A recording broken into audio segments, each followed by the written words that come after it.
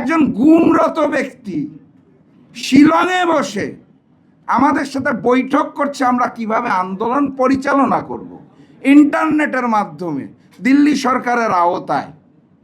এ কি সম্ভব? আমরা হতভম্ব হয়ে দৃশ্যটা দেখলাম, বের হলাম, নিজেরা মুখ চাওয়াচাই করলাম যে কি আন্দোলন হবে।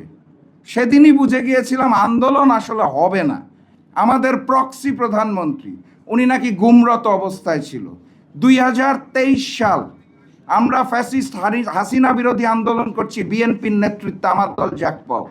আমরা তখন 12 দলীয় জোট গেলাম গুলশান অফিসে, জনাব তারেক রহমানের সাথে স্কাইপিতে মিটিং হবে।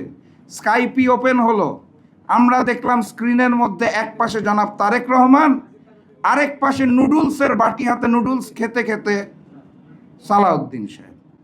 একজন গুমরত ব্যক্তি শিলংয়ে বসে আমাদের সাথে বৈঠক করছে আমরা কিভাবে আন্দোলন পরিচালনা করব ইন্টারনেটের মাধ্যমে দিল্লি সরকারের আওতায়। এ কি সম্ভব? আমরা হতভম্ব হয়ে দৃশ্যটা দেখলাম, বের হলাম, নিজেরা মুখ চাওয়াচাই করলাম যে কি আন্দোলন হবে।